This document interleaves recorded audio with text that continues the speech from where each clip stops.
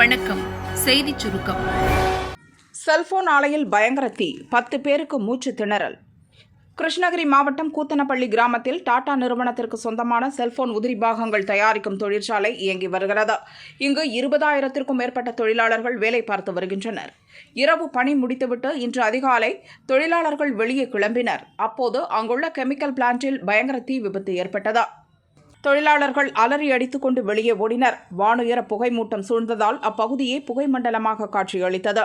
தொழிற்சாலையில் வைக்கப்பட்டிருந்த தீயணைப்பு கருவிகள் மூலம் ஊழியர்கள் தீயை அணைக்க முயன்றனர். ஆனால் தீயை கட்டுப்படுத்த முடியவில்லை. இதனால் தீயணைப்புத் துறையினருக்கு தகவல் தெரிவித்தனர். அதன் பேரில் ராயக்கோட்டை, தேன்கனிக்கோட்டை, ஹோசூர் பகுதிகளிலிருந்து 3 தீயணைப்பு வாகனங்களில் சென்ற வீரர்கள் தீயை அணைக்கும் பணியில் ஈடுபட்டனர். 6 மணி நேரத்துக்கும் மேல் தீயை அணைக்கும் பணி நீடித்தது. மாவட்ட எஸ்பி தங்கத்துரை ஸ்பாட்டிற்கு சென்று விசாரணை நடத்தினார். இதற்கிடையே தொழிற்சாலையில் கெமிக்கல் யூனிட் பற்றி எரிந்ததால் அருகில் இருந்த 5 பெண் தொழிலாளர்கள் உட்பட 10 பேருக்கு மூச்சு திணறல் ஏற்பட்டது. இவர்கள் உடனடியாக ஹொசூரில் உள்ள தனியார் ஹாஸ்பிட்டலில் அட்மிட் செய்யப்பட்டனர். இதில் கேரளாவைச் சேர்ந்த ஆஷா என்ற பெண் உட்பட 2 பேருக்கு தீவிர சிகிச்சை அளிக்கப்பட்டு வருகிறது. தகவல் அறிந்ததும் மாவட்ட கலெக்டர் சரையு தனியார் ஹாஸ்பிட்டலுக்கு விரைந்து சென்று பாதிக்கப்பட்டவர்களுக்கு ஆறுதல் கூறினார். சிகிச்சை முறைகள் குறித்து டாக்டர்களிடம் கேட்டறிந்தார். பின்னர் தொழிற்சாலைக்கும் சென்று ஆய்வு நடத்தினார்.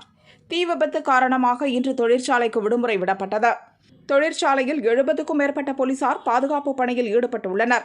மேலும் தீ விபத்துக்கான காரணம் மற்றும் எவ்வளவு சேதம் ஏற்பட்டுள்ளது என்பது குறித்து ராயக்கோட்டை போலீசார் விசாரிக்கின்றனர். பட்டாசு ஆலையில் பயங்கர தீ விபத்து, உள்ளே சிக்கிய தொழிலாளர்கள் நிலை என்ன?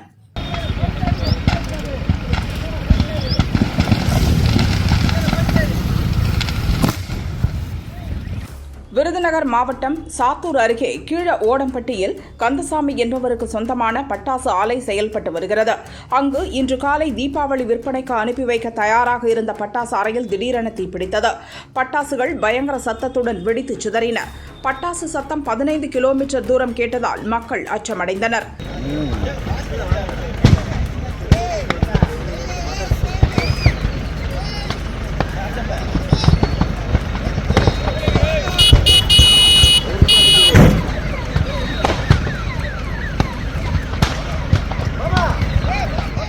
பட்டாசுகள் தொடர்ந்து வெடித்து சிதறுவதால் தீயணைப்புத் துறையினர் உள்ளே செல்ல முடியாத நிலை ஏற்பட்டது. பட்டாசு ஆலைக்குள் வடமாநில தொழிலாளர்கள் 10க்கும் மேற்பட்டோர் தங்கியிருந்து வேலை பார்த்துள்ளனர். மீட்பு பணிக்கு உள்ளே செல்ல முடியாததால் அவர்களின் நிலை குறித்து தெரியவில்லை. பட்டாசுகளை இறக்கி வைக்கும் போது உராய்வு காரணமாக விபத்து ஏற்பட்டதாக முதற்கட்ட விசாரணையில் தெரியவந்துள்ளது. சம்பவம் குறித்து போலீசாரும் வருவாய்த்துறையினரும் விசாரித்து வருகின்றனர்.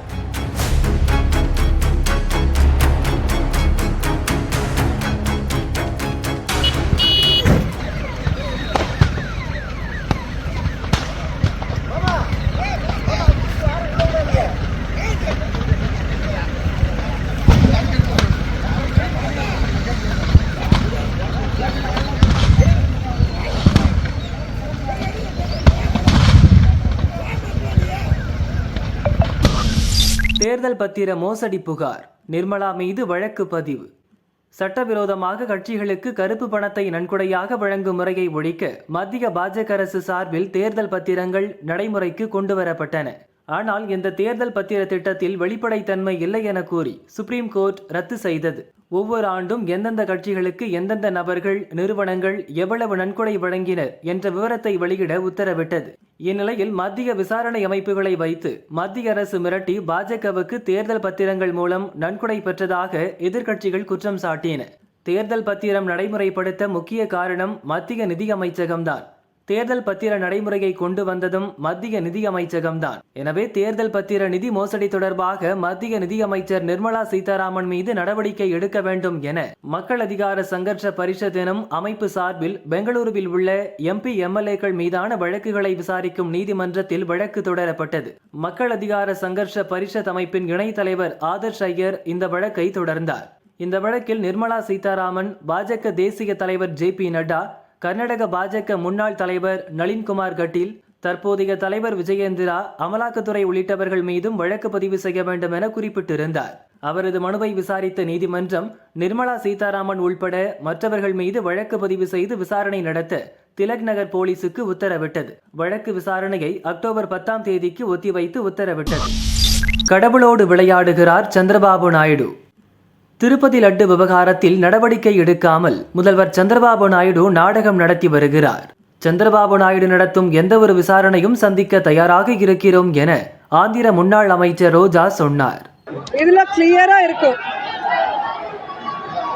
மார்ச்சோட ஜெகன்மோகன் ரெட்டி சார் சிஎம் முடிஞ்சிச்சு, எலெக்ஷன் அனௌன்ஸ் பண்ணாங்க. ஜூன்ல சந்திரபாபு நாயுடு சிஎம் ஆனார். ஜூலைல தான் அந்த டேங்கர்ஸ் வந்திருக்கு. 17/7/2024 கண்டெய்னர்ஸ் வந்திருக்கு. அது டெஸ்ட்டுக்கு அனுப்புனா 23/7/24 தான் ரிசல்ட்ஸ் வந்திருக்கு.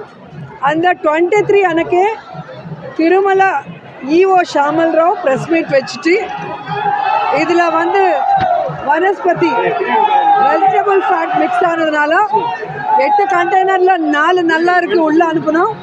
4 கண்டெய்னரில் vanaspati ghee vegetable oil mix ஆனதுனால ரிஜெக்ட் பண்ணிட்டோம், யூஸ் பண்ணலான்னு கிளியராக ஒரு ஈஓ சொல்லியிருக்காங்க. ஏன்னா டிடிடி ஈஓ கண்ட்ரோலில் இருக்கும். ஈஓவில் சேர்மன் கமிட்டி தான் அதில் மெயின் போர்ஷன். அதில் கவர்மெண்ட் இன்வால்மெண்ட் ஒன்றும் இருக்காது. ஸோ கிளியர் கட்டாக வந்தது. நீங்கள் சிஎம்மாக இருக்கும்போது சந்திரபாபு நாயுடு கண்டெய்னர் வந்தது, சாம்பிள் எடுத்தது, ரிப்போர்ட் வந்தது, எல்லாமே உங்கள் கவர்மெண்ட்டில் தப்பு நடக்கலை. அது யூஸ் பண்ணல, அது வெஜிடபிள் ஆயில்னு ஈஓ சொல்லியிருக்காங்க. ஆனால் நீங்கள் ஜெகன்மோகன் ரெட்டி பொலிட்டிக்கலாக ஜீரோ ஆக்கணும்னு ஒரு ராங் இன்டென்ஷனோட நீங்கள் பேசுனது இந்த ரிப்போர்ட்டில் டேட்டோட வெளியே வந்துருச்சு. ஸோ அதனால நீங்கள் தப்பு பண்ணது பேக் ஃபயர் ஆனது உங்களுக்கு தெரிஞ்சதுனால நீ சைடுக்கு ஒதுங்கிட்ட. உன்னோட டைரக்ஷனில் ஹீரோ பவன் கல்யாண் முன்னுக்கு வந்திருக்காரு. ஸோ இது கிளியர் கட்டாக எல்லாருக்கும் தெரிகிற மாதிரி ப்ரெஸ் தான் பண்ணணும். ஏன்னா இது இனியோட முடியாது. இது எல்லா ஸ்டேட்லும் இந்த ஒரு பேட் பாலிடிக்ஸு. இது போனால் கரெக்டாக இருக்கிறதுன்னு தான் இன்றைக்கி நான் பேச வந்திருக்கேன். ஸோ இன்றைக்கி எல்லா கோயிலில் நாங்கள் எல்லா கடவுளை வேண்டிக்கிறோம். இந்த சந்திரபாபு நாயுடு நல்ல புத்தி கொடுங்க, அவரால் முடிஞ்சால் நல்ல வேலை செய்ய சொல்லுங்கள், இல்லைன்னா வீட்டில் போய் படுக்க சொல்லுங்கள் ரிசைன் பண்ணிட்டு. இந்த மாதிரி ஜனங்களையும் ஏமாத்திட்டு, ஃபேமிலி மெம்பர்ஸையும் ஏமாத்திட்டு, ஸ்டேட்டும் ஏமாத்திட்டு, ஃபைனலாக கடவுள் மேலே கூட கை வைக்கணும்னு நினைக்கும் போது அவங்களுக்கு கடவுளே தண்டனை, பெரிய தண்டனை கொடுக்கணும். அப்போ தான் இன்னொருத்தர் கடவுள் கூட விளையாட மாட்டாங்க. நீங்க பெரிய ஆன்மீகவாதி. திருப்பதி லட்டு சர்ச்சை பற்றி ரஜினியின் ரிப்ளை இதுதான். லோகேஷ் கனகராஜ் இயக்கத்தில் சூப்பர் ஸ்டார் ரஜினிகாந்த் நடிக்கும் கூலி படத்தின் படப்பிடிப்பு விசாகப்பட்டினத்தில் நடந்தது. ஷூட்டிங்கை முடித்துவிட்டு சென்னை திரும்பிய ரஜினி ஏர்போர்ட்டில் பேட்டியளித்தார். வேட்டையின் ஆடியோ லான்ச்சுக்கு அப்புறம் நல்லா வரவேற்பு இருக்கு, எப்படி பாக்குறீங்க சார்?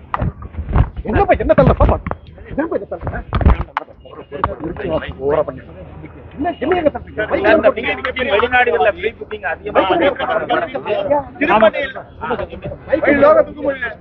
அதே மாதிரி சர்வாருக்கு அப்புறம் 2வது முறையா காப்பு முழு காப்பா நடிக்கிறீங்க. எப்படியான ஒரு வித்தியாசம் இருக்குன்னு ரொம்ப வித்தியாசம் சார்.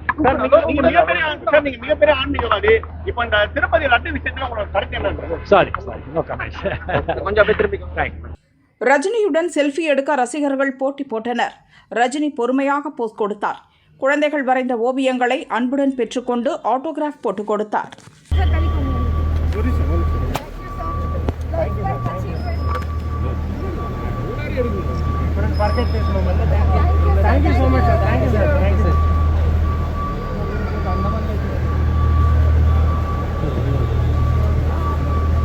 Sir okay sir.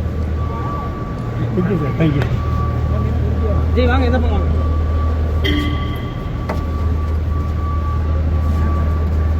சாயாதீங்க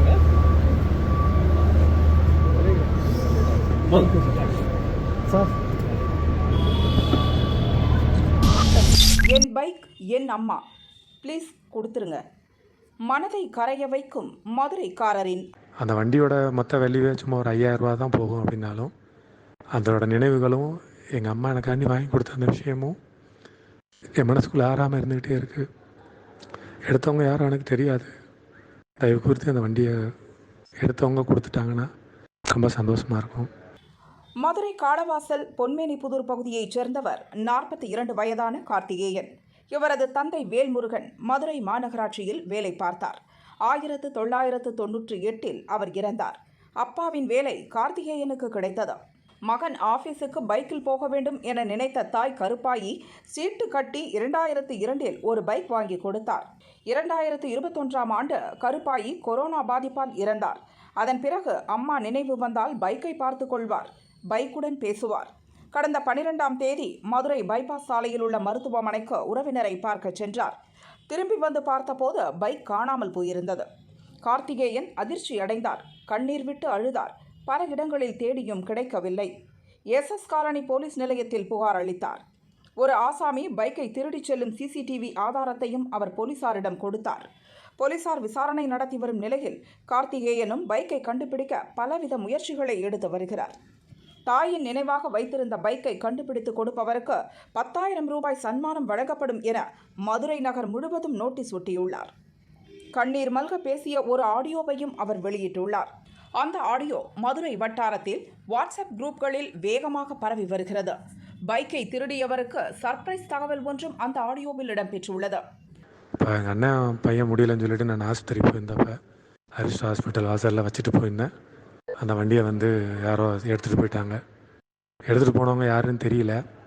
அந்த வண்டியோட மொத்த வெளியே சும்மா ஒரு 5,000 ரூபா தான் போகும் அப்படின்னாலும் அதோட நினைவுகளும் எங்கள் அம்மா எனக்காண்டி வாங்கி கொடுத்த அந்த விஷயமும் என் மனசுக்குள்ளே ஆறாமல் இருந்துக்கிட்டே இருக்குது.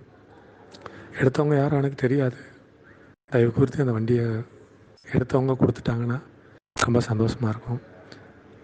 மற்றவங்க வேறு யாராவது பார்த்து கொடுத்தாலும் அந்த போட்டிருக்க தொகையை 10,000 ரூபா நான் கண்டிப்பாக கொடுத்துருவேன்.